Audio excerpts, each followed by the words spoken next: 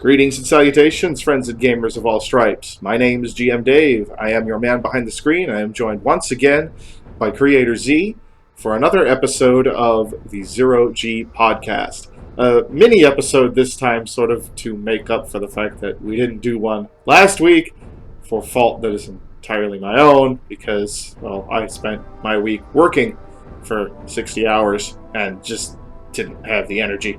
So today, we're going to talk about something that Z and I both very much enjoy and are both probably going to have a lot of fun ripping into.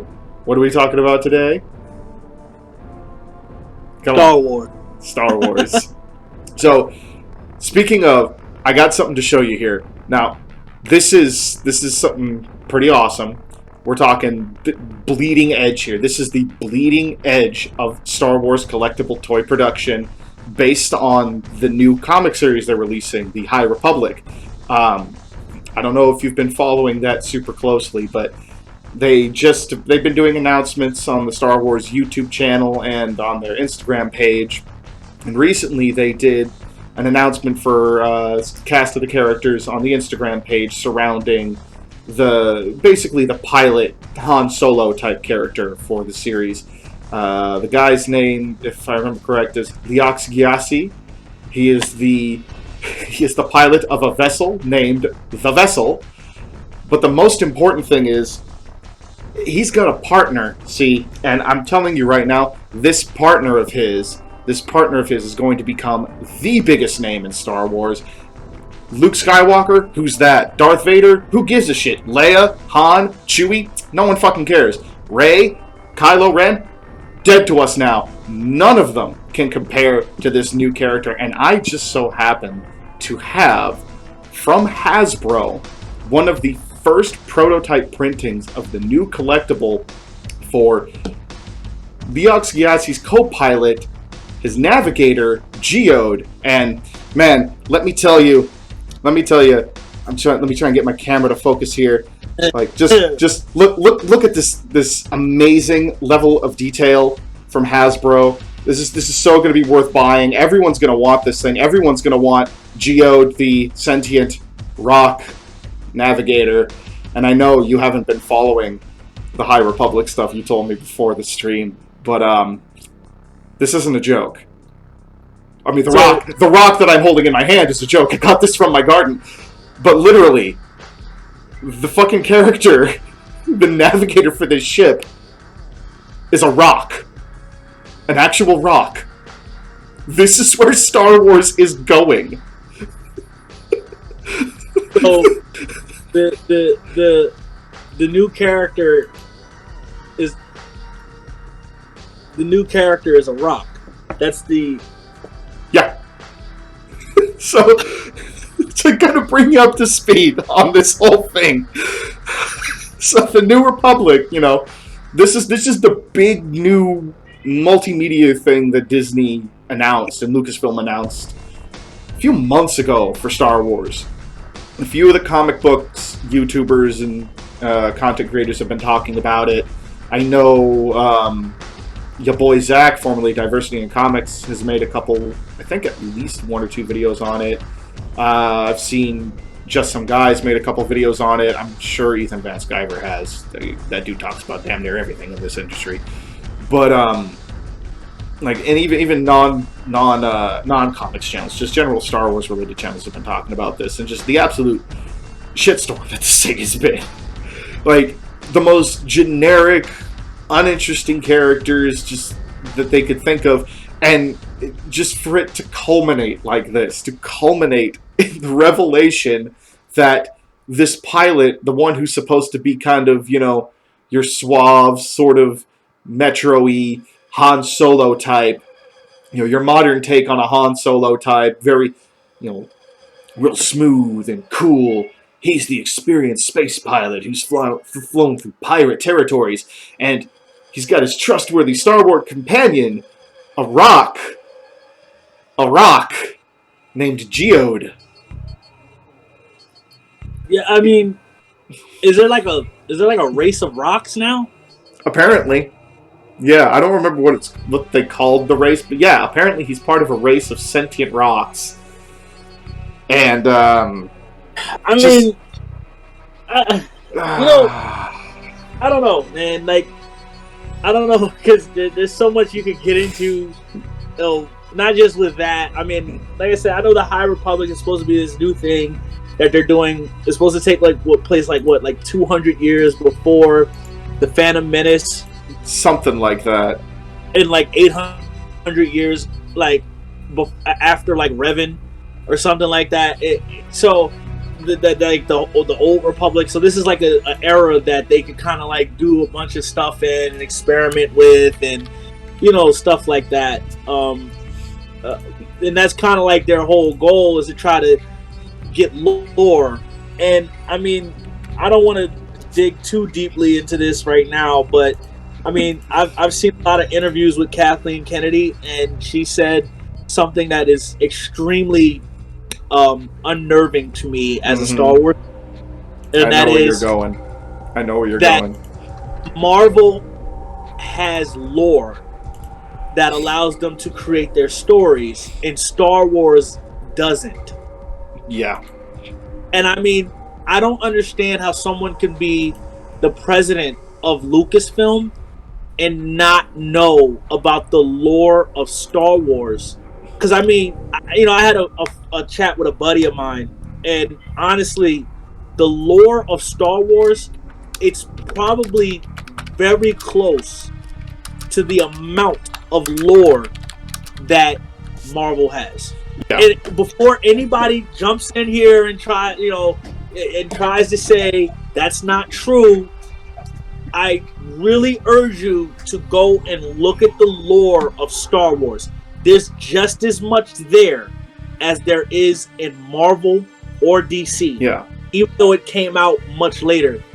Because they had been pumping out novels and comics and video games for decades. And I mean, each novel, each comic, it all focused on different areas. I mean, it's so insane how much stuff they have that they could have used, and to just for them to go forward with this, I mean, that better be the coolest rock I've ever seen. So I'm gonna send you something here in Discord here. This is the concept art. This is the actual concept art. So it's literally just a rock. It is literally just a fucking square rock. Like, I was so happy that I found this particular rock in my garden, because it really does look like what they drew. And I will have it on the screen for with the thumbnail and everything here, so people can see what I'm referencing. But my God, just and then they picked the worst name in the world. It's literally a Pokemon level pun. Geodude. Yeah. The joke's been done. The joke has been done, and it was done better by the Japanese. Because Geodude at least had some facial features and a couple of fists to punch you with. But all those jokes aside, I mean, it really just goes to show how amazingly creatively bankrupt Disney's Lucasfilm is. There's nothing there. The insane part about it, which I mentioned this to you before, is that the Star Wars has gotten on my nerve so much that I actually went and I actually mentally had to write out a series of fan fiction just to kind of get it out, just to because it was so bad, and it's so disrespectful to say that they had no lore, they had no reference material, because I mean, the Yuzong Vong would have been a great addition to add into this new series of Star Wars.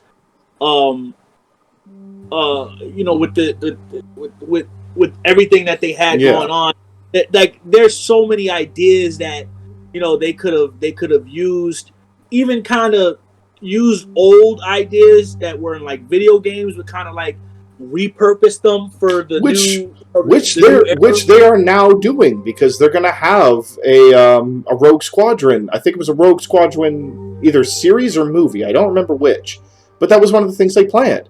Rogue Squadron, the video game, they're turning it into, a watchable property. So they're doing exactly that. My thing that I wanted to kind of get at was just not just with the lore thing, because I understand, like, I haven't immersed myself in a whole lot of the, I guess now we call it Legends, Star Wars Legends lore. It used to be just the expanded universe. But I know, one of the things I know, and one of the points that a few people have made, which I will repeat here, is that there's ridiculous stuff in that extended lore and the extended universe and all that. There's literally sentient blob balls in some of those books. So a sentient rock is not that out there in terms of what you could find in Star Wars. It's more just how this so perfectly encapsulates how just empty of anything that is worth grasping onto this franchise has become under Disney's mismanagement. Like, it amazes me just, and the backlash for it is just nonstop. It's not just creative backlash, it's the business practices too within the company. The entire company is just getting reamed right now publicly, especially with everything that went on with Gina Carano. Like, it's to the point that they literally can't release videos on their channel anymore. They've stopped releasing videos on the YouTube channel, which is why I mentioned during the little gag at the beginning here that, they didn't release a video for this Leox Gyasi character on YouTube. No, they only released it on Instagram. They were actively hoping to avoid the constant swarm of people who are now just ripping on them for not only how bad their ideas are, but the way they're mistreating their, employees and cast members and things who might happen to disagree with them, or just the general hypocrisy of the way the company is behaving, how they try to present themselves in a certain positive light, but then they're doing things like, firing actresses of beloved characters, who I know you yourself are not a big fan of Cara Dune, and I've never seen the show, so I have no opinion on her, but doing what they did to Gina Carano, they did her dirty. The whole outrage about Mulan going in, Disney going in and thanking the Chinese Communist Party for their help in putting the film together, and then, we come to find out, where did they film? They filmed in the exact same district in China where the Uyghur concentration camps are, and they're thanking the specific office that is in charge of running those camps. They just keep stepping in this same stuff, these same landmines over and over and over, and it's just incredible to me how they keep failing to learn. As you can hear, I'm joined by a guest. My cat has demanded attention, so she is now our guest speaker. Yeah, one of my cats is coming in here now too. Yeah, we now have the best guest speakers we will ever have. But the thing is, I mean, now that you brought it up with the whole Gina Carano thing, I do think that she was done wrong. I think she was done dirty. I mean, the thing is, with the character of Cara Dune, I don't think that, this is just a personal thing, I don't think that Gina Carano was the best actor. I think that her acting skills are very limited, and I thought that a character like that should have a lot of depth to them, and their ability to display the things that character possibly had went through, and I don't think that her acting has that range to be able to do it. She only really showed two emotions, which is I'm serious and smiling. And it's like, I don't know if you watched The Walking Dead. I watched like the first season and part of season 2, and then dropped it because I was just like, even as someone who's a big fan of zombie movies, zombie games, zombies, it's just something about it. I couldn't connect with that one at all. I mean, Carl was like the worst actor in the world. Like that yeah. It's but pretty bad. but you know, she like was on that list for me, for at Yeah. least TV shows, for TV shows, not movie, like, but for TV shows, she was definitely on that list for me. Oh my And god. but the thing is that, you know, and and I mean, you know, it's just I just wasn't a fan of the character, you know. But I mean, I did like, you know, a lot of the other characters. It's just her I just wasn't a huge fan of. Yeah. And you know, the thing was is that, you know, when you're someone like who maybe, you know, politically believes a certain way, and you work for a certain organization Mm-hmm. who constantly kind of represents the opposite view, um I kind of think you should know where they stand, you know. Yeah. And you know, I think that it was messed up how she was treated, um you know. But at the same time, I think that, you know, she should have known. Oh, and, You and, know and that. I think that she did. I watched literally the only time I've ever actually watched anything from the Daily Wire or Ben Shapiro. I watched the interview she did with him, just, you know, to kind of get some insight into, all right, you know, what exactly went down, how long did she know about this sort of thing, and it wasn't any big tell-all thing. And I know the interview's what, like 2-3 weeks old now at this point. It's, I think, only 2 weeks. I lose such track of passage of time nowadays. It's ridiculous. But you know, it wasn't some big tell-all, some big expose, which a lot of people have already mentioned. You know, she's still under NDAs that she cannot reach, and you know that's fine. That's the way that industry is. But one of the things that she revealed is, like, she has been expecting this. She had been expecting something like this for a while. What she wasn't expecting was for it to go down in the way it did.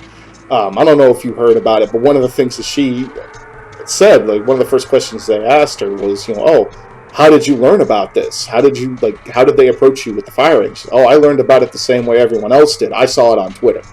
They didn't even have the guts to tell her in person. They tweeted about it, and that was it. Which is like, not only is that just cowardly, but that is one thing that is very indicative of an extremely unhealthy working environment. And No, it's you just, know, yeah, I agree, and I do think that's why I'm saying that's 100%. yeah, It's 100% messed up. And I feel as though that, you know, when we lose the ability to have a healthy dialogue, you know, about, you know, whatever your, you know, opinions are or mm-hmm. beliefs are, then we're kind of going down a real dark path. And it doesn't Oh, matter absolutely, what your, you know, what your political or personal or religious beliefs are. You should be able to, you know, express them in a healthy way. And if someone else, you know, has a disagreement, then you should be able to talk about it like two grown adults, you yeah, know. And you know, in that way, um, we could come to some kind of understanding. Because when you try to force someone to do something, you're bound to face resistance. yeah, So, exactly, I yeah, mean, and you it's know, just, but since you haven't watched the show, I think you should. It's very good. I've gotten people even who aren't Star Wars fans to watch it, and they enjoy the show. yeah, Um, but you know, back to her. You know, she's, you know, it's unfortunate. You know, I think she's, you know, I, I think like the action parts for her, I thought she did very well. But you know, just for her acting range, I think it was extremely limited. yeah. And I think, I'm sure part of that too doesn't help the fact that, from my understanding, the show is very episodic in nature. There's not really much of an overarching plot. The thing I've often heard it described as is as a, you know, a Western set in Star Wars. The vibe I kind of got from the little snippets of it that I did see, the little story leaks that I'd heard about, the kind of pacing and the way in which it's sort of done is you've got the thin thread of the overarching plot involving Mando and, you know, Baby Yoda or whatever the character's actual name was. I know they did give it an actual name, like Grick or something, but I don't remember. Huh? Grogu. So, Goku with a couple swapped around letters. Grogu. So I know that was kind of the main plot thrust overarching the series, but a lot of it was, you know, episode by episode, and the vibe I sort of got from it, not in terms of the actual style based on what little I've seen, but in terms of the presentation, reminded me of Cowboy Bebop, where, you know, you've got your main characters who all have involvement in different levels throughout each of the episodes, but the different characters that they're interacting with, the different side characters that are coming and going, get different levels of presentation, involvement, growth. I think my guess would be that their plan was probably with Cara Dune. The plan with that character probably was to, over time, start exploring her character more, especially since the original idea apparently was to include her in that the spin-off series that they were going to do. The I can't remember what it was called now. Where it's basically like a bunch of you know, a whole team of the Republic soldier thing. Yeah, I don't remember the name of what the spinoff was going to be, but yeah, I mean they obviously had plans to explore this character more deeply, but I think the episodic nature is part of why that didn't really work, because, you know, I've seen other things that Gina has been in, you know, a handful of other things, and yeah, she doesn't have the widest acting range, but within the range that she knows, she's pretty good. I kind of look at, basically, when I think of actors like that, actors who came from MMA, actors who came from wrestling, things like that, who don't necessarily have the widest range, but do well in the range they have. She reminds me kind of Dave Bautista. You know, he does not have a wide acting range, but when it comes to when you give him the right kind of character, the right kind of setting and motivation, he can do really well.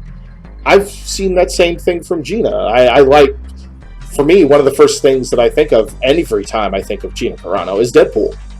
I thought she was awesome in that. Her part was small, but she did well with what she was supposed to do.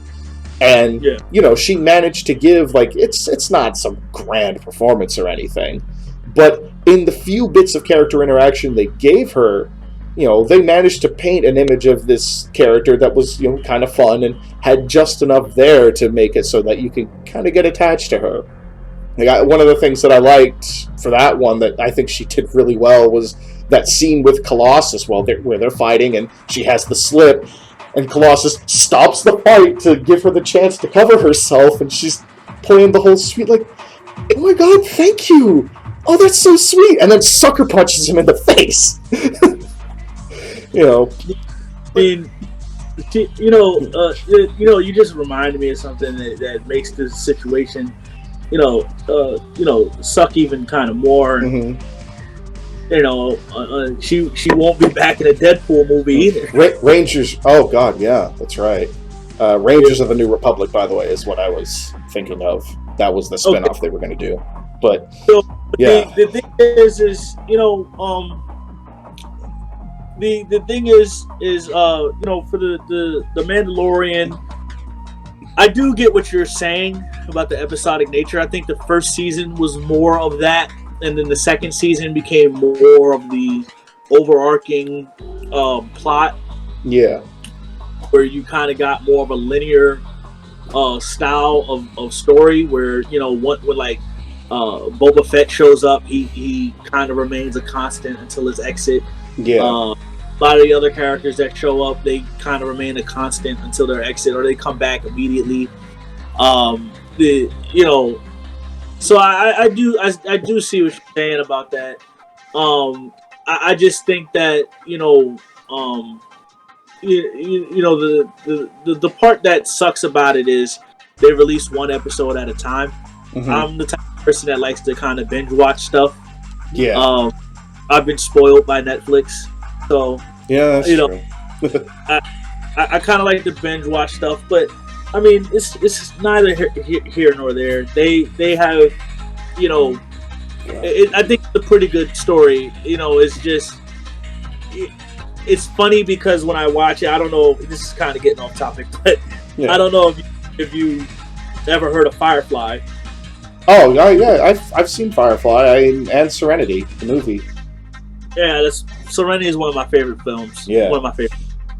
Which live action outlaw star. Admit it, Joss Whedon. Yeah, I mean, they. That's one of the. That's a. I don't know if I'll call it a cult classic, but it's definitely it qualifies as cult classic, definitely. So, but yeah, they you know, it kind of reminds me of what Firefly could have been.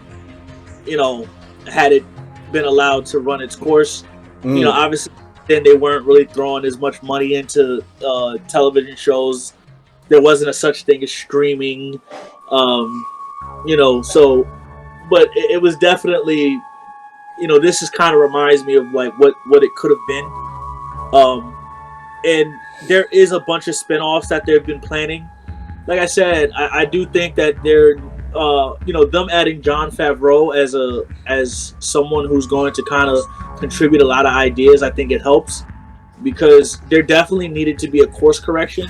Yeah, and it starts to seem like they were going in that direction.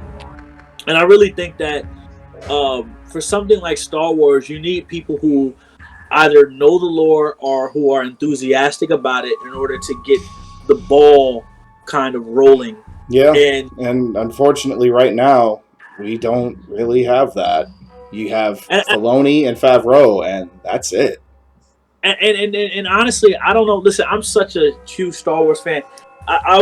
There are, you know, there are fan fiction short films on YouTube that are absolutely amazing. Yeah. And I mean, it's sad because I'm sitting there thinking like, why isn't someone at Lucasfilm contacting these people about like, hey, look, if you could do this with this small budget, what could you do if we, you know, increased your, like, because like there's one where this guy does like a Darth Vader series, which I think doing a Darth Vader series would be the most watched thing if it's done correctly. Yeah, that was one of the things that they had talked about years ago. Talked about the possibility of doing. I think that would be one of the most watched things in the world. And if as far as like streaming on Disney Plus, yeah, and if it's done right, and there's one guy he does it, and the concept that he came up with for the first part and then part 2 was so amazing that I was like, wow, like this should really be something where people at Lucasfilm should contact this guy and let him know, hey, look, you know, we want to sit down with you, hear your whole idea. What do you think? What are you thinking? And then, you know, obviously allow you to write it, and, you know, then we'll take it from here. Once it's written, we'll give it to the proper people to put it together and make something out of it. There's so much there, and I think that a lot of times, you know, they miss opportunities because they go straight to the professionals. Yeah. You know, but these people don't have the enthusiasm. Where you have these guys that they're not necessarily professionals, they have the skill, because when you look at it, you're like, oh, this is done really, really well. But they also have the enthusiasm. Yeah. And so, that's something that's definitely lacking right now. It's just so painfully clear. Like, you look at the way the new trilogy was handled, you look at the way the spin-off series and movies have been handled, all up till, you know, The Mandalorian. Like, just Star Wars was just something that everyone was so all in on when The Force Awakens came out. And then over time, that goodwill just got completely crushed because of how just you know, corporate level mismanagement, basically. But we can get into that when we actually do the proper long form episode. I really just wanted to. Oh God, Nikki's going after the prototype rock. I really just wanted to kind of like let you in on that little secret of what's been going on with that, and just because I just think it's so indicative, so very indicative, not only of where the franchise of Star Wars is right now, but where just Disney is, where the comic book industry is, the film industry. It's such a perfect little snapshot of how creatively bankrupt all of these things are right now. And like, there's so much potential, especially with something like Star Wars. You want to talk potential. We talked about, the potential of Godzilla versus Kong, and the potential of, where Mass Effect could go and what you can do with the medium of video games. But you want to talk a franchise that has untapped potential. Star Wars, like, you don't get much more than that. It's all limited. Yeah. So, but yeah, I think we can kind of stop it there. Just keep it short and sweet at about half an hour. And yeah, this weekend, let's see if we can't get something longer form going on for a proper long form talk on Star Wars, like we've been talking about doing from the very start. Sound good? Yeah, sounds good. All right. Well, ladies and gentlemen, friends and gamers of all stripes, thank you for joining us again. This has just been our quick little mini zero-G podcast talking about this very basic bare bones of the state of Star Wars and the ridiculousness that's forming into the High Republic. the High Republic, definitely. Yeah, that joke was terrible. But no more terrible than naming a rock Geode. So, yeah, right. All right. So we will leave it at that for now, friends and gamers of all stripes. As usual, you can find in the description box down below links to my social media presence and Z's, as well as links to our webcomics, Phoenix Rising for myself, and Immortal Blood for Z. Check both of them out. They're both great reads that are worth your time. And as always, thank you very much, and we hope you have a good one.